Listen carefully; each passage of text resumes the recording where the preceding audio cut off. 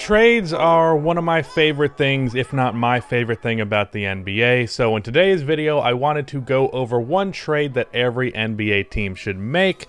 And this one is going to be part one, going over the Eastern Conference. I've done this video I think 2 times per year pretty much, like one around the trade deadline, one around the off season, and I'm continuing that tradition here. Just a quick disclaimer, these trades were not something that I put in a lab and thought about for 45 minutes each trade.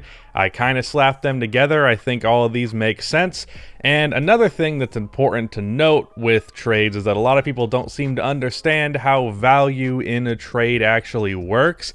How valuable a player is can be entirely dependent on their situation, not just how good the actual player is. So you can see a team trading a player that's not as good for a player who's a lot better because of their circumstances. That's just how that works. With that out of the way, let's just get right into these trades.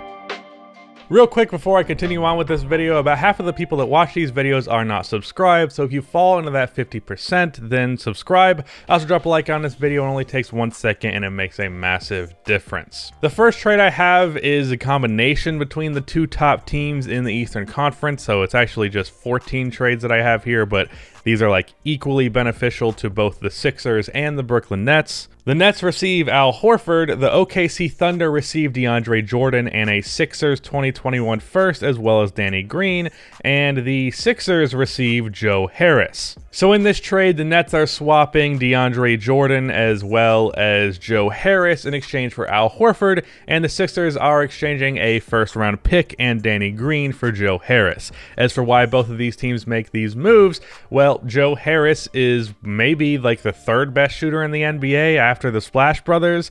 He's shooting almost 50% from 3 this season. It's not slowed down. So obviously that's a thing you want on the Sixers. And for the Brooklyn Nets, you're getting a defensive specialist center who offensively can also space the floor and pass the ball very well as a 5.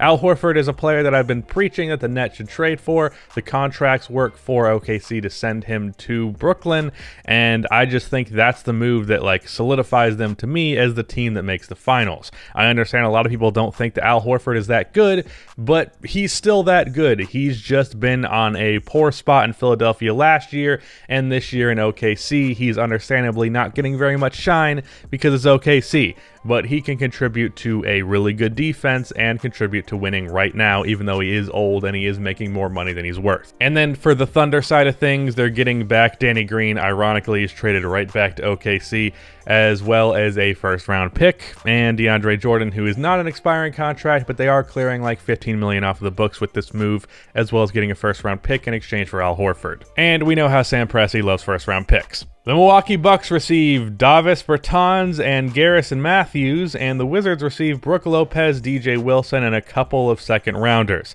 So this is a move that I'm kind of referring to when I say a player's value. So I think Brook Lopez is a little bit better than Davis Bertans, but because of his age and his contract being longer term, I don't know that that's necessarily how that trade would work out. Also, with particularly Davis Bertans, because his contract is as big as it is, and because he's had a little bit of a so-so start this year, I could see the Wizards being maybe we shouldn't have paid him that much, and we're kind of hesitant on it now. I could also very well see them being perfectly happy to keep Davis, as he has been a lot better lately. So I could understand why both teams don't make this move. The reason why I want the Bucks to trade for Bertans is because I want to see them play Giannis at center.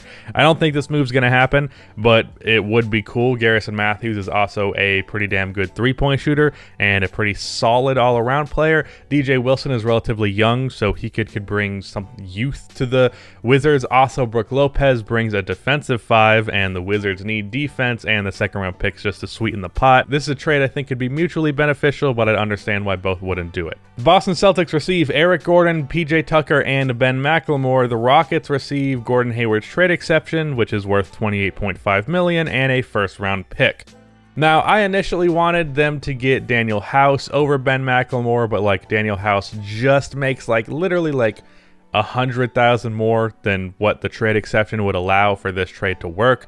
But Eric Gordon is a 17 point per game scorer on pretty close to league average efficiency. Ben McLemore has been a very good 3-point shooter last year. This year the shots are not dropping, and I'm not too concerned about that. And PJ Tucker is a very good defensive four who can be the starting power forward on this team, who can shoot the corner 3 ball, play good defense, play physical defense, all that. So the Celtics can run a lineup of Kemba, Tatum, Brown, PJ, and whoever they have at center. They can even run PJ at small ball center at times, and then when Marcus Smart is back, PJ can come off the bench and be a valuable piece. And Eric Gordon, that's some shooting off of the bench and scoring off of the bench. This team is lacking in depth. Ben McLemore is also going to be a shooter off of the bench, so this is a move to get some depth. The one concern for this would be you're using your really big trade exception and a first round pick on a 32 and 36 year old and like a 26 year old who is on a 1-year deal. So I can understand that concern, but I definitely think this would be a good win now move for the Celtics, and I think these guys can stick around for like 2-3 years, and that would be very valuable to this team. The New York Knicks receive Justin Holiday, and the Pacers receive Kevin Knox. I'll be honest, this is not a trade that I've put that much thought into because I couldn't really think of any clear move that the Knicks needed to make. Justin Holiday is just simply a more reliable and consistent shooter than Kevin Knox. Kevin Knox is probably a tad bit better defensively just based on purely being bigger, but that's about it. But he's also younger, so if the Pacers want to look at it like, hey, we get the younger guy who could maybe be something for this team for a good bit longer than Justin Holiday, who's like 30-something. They could have that perspective on it, or they could just be like, fuck that, we want to stick with Justin Holiday. I didn't think that much about this one, and I don't really care about the Knicks trading for somebody because I think what they're doing right now is pretty fine. Like initially I was like they should address shooting, but even then their shooting has been relatively respectful, even though a lot of these players on this team, like Julius Randle for example, I'm surprised that they're shooting as well as they are. The Hornets receive Thomas Bryant, and the Wizards receive Malik Monk and Bismack Biyombo. So this is a move where the Wizards, Thomas Bryant is injured, so you get him in exchange for Malik Monk, who can contribute right now, and Bismack Biyombo, who is a pretty damn solid center, who can also contribute right now and probably be their starting center because they're starting Robin Lopez right now. And Malik can be a scorer off of the bench for this team, gets them some more offensive punch off of the bench. And for the Wizards, while Thomas is not going to be able to contribute right now, he is a center who is like 23, who can shoot the ball very well, is a pretty solid scorer and a decent rebounder. So that would be a player that can stick around on this team for a while. They do not have a long-term center at the moment. I don't know that Thomas is your long-term starting center confidently, but he can definitely be a pretty solid one to have as a placeholder for a long-term if that's necessary. The Chicago Bulls receive Karl Anthony Towns. The Timberwolves receive Wendell Carter Jr., Kobe White, Lauri Markkanen, Cristiano Felicio, and 3, maybe 4 first-round picks. Yes, let me get my Homer trade out of the way. This would only happen in the event that the Timberwolves are putting Karl Anthony Towns on the trade block, or if like Karl Anthony Towns wants his way out of town, ironically. But I really want the Bulls to trade for him. Like, I think they have a decent package to actually make this move. I think he's the best young-ish, like I think he's like 24, star player that's going to be coming available anytime soon, I think. And Cat would fit well on this team. He replaces Wendell in the starting lineup. Patrick Williams slides into that 4 spot. They keep Otto Porter in this move, who can be the 3. Point guard, I want Lonzo Ball long-term, but right now Satoransky's fine. And Zach LaVine, I think this move would make the Bulls solidly a playoff team, but I feel like this is a move that's probably going to take like a couple of years to transpire, and there's a good chance the value of some of the young players that are in this move right now really isn't going to be there by then. But, you know, Karl Anthony Towns, just please ask out, and specifically ask to go to Chicago, because that'd be cool. But I don't think this move's going to happen, but I wanted to be biased, so there it is. The Indiana Pacers receive Joe Harris, and the Nets receive Miles Turner. So the only reason why the Pacers would do this move is if they are done trying to do the Sabonis and Miles Turner thing. And I do want to point out that this is a case where I think Joe Harris is probably not quite as valuable as Miles Turner, but it's not as like far off as I think some people would make it out to be. Miles is a better defensive player by far, can contribute to a pretty good defense, and he's been, not this year, but for most of his career, a pretty solid three-point shooter, especially as a 5. Joe Harris is just a very good three-point shooter who can average like 15, 16 points on just that shooting, but not much outside of that. But if they did this move, the Pacers could finally move on from trying to make Sabonis and Miles Turner work. With the Pacers struggling this year, you can imagine they'd be interested in shaking things up. But once everyone got healthy after this move, their starting lineup would be Malcolm Brogdon, Karis LeVert, Joe Harris, TJ Warren, and Domantas Sabonis. Don't know how good defensively that lineup's going to be, but that'd be a pretty damn good offensive lineup and solidly a playoff team in the long term. And then, of course, for the Nets, you get a defensive big. That's what they need. And then he can also space the floor, so he's not going to get in the way too much. So that's their side of things. The Atlanta Hawks receive Miles Bridges, and the Hornets receive John Collins. So this is basically a swap for the Hawks, where they're looking at it like, we don't want to pay John Collins. Miles Bridges, by like next season, I believe, is going to be up for extension himself, but I think he's going to be a whole lot cheaper than what John Collins is asking for and what John Collins is going to get. Very real shot that John Collins kind of shot himself in the foot, and he's not actually going to get any more than $20 million this year. But if there is a team that's going to gamble on him and be like, hey, let's just give him $26 million because he's young, and the Hawks don't want to pay that, well, Miles Bridges is someone who's probably not going to make any more than, I'd say, 18. More importantly, he can be a defensive 4 on this team who can contribute on that end of the floor on top of being a decent offensive player, not as good as John Collins, but definitely a decent one. And for the Hornets side of things, you can view this as, hey, we get the bird rights to John Collins. He's an offensive big man that would play very well off of LaMelo Ball and would contribute to the Hornets already having a very good offensive core. So I definitely think this is a move that both teams would definitely strongly consider. It's just a matter of if the Hawks decide they're going to pay John Collins or not, and I'm feeling like they're not going to. And for the Hornets side of things, you get an opportunity to land someone who's definitely better than Miles Bridges, but I could see them just being like, yeah, I would rather hold on to Miles and just not pay him as much. The Washington Wizards receive Steven Adams and a few second-round picks, and the Pelicans receive Thomas Bryant, Robin Lopez, Ish Smith, and Jerome Robinson. I tried to do this move without including Ish Smith, but like the money simply doesn't work, and I would just use that to throw the trade out, but apparently Ish Smith has not been good for the Wizards this year, so I actually think the move's kind of fine. This move is just simply getting the Pelicans a center that can stretch the floor pretty damn well, which is definitely going to be important next to Zion, and this gets the Wizards a defensive big, which with their defense being as bad as it is definitely going to help. And with Stevens' contract going down from like 30 million to like 16 next year, he's definitely more reasonably priced at the moment, and that's pretty close to what Robin and Thomas Bryant were making combined.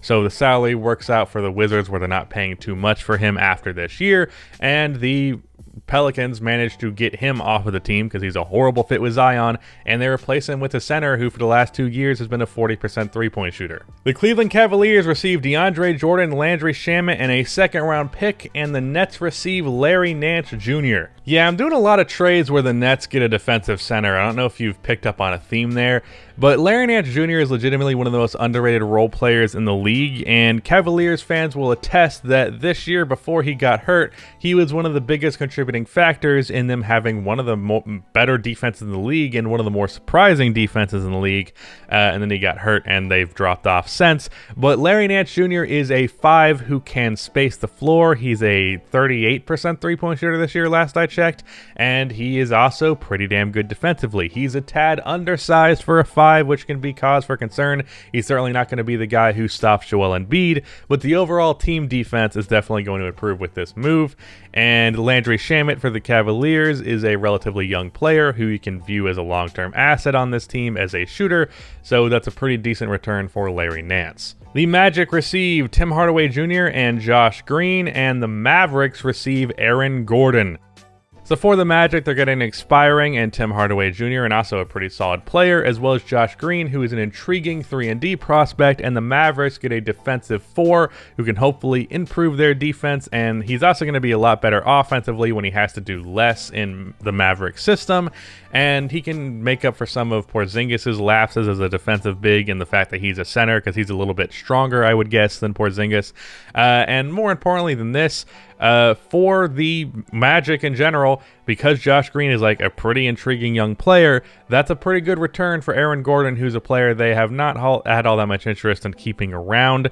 They did get more interest in keeping him after Jonathan Isaac got hurt, but once he comes back, Josh Green would probably be more interesting to them. The only reason why this trade would not be going down would probably be the Mavericks side of things. If they believe Josh to be a longer term guy for them to hold on to, then they probably don't make this move. Josh has not played much at all this year, so that's the only reason why I would consider this a move that could happen.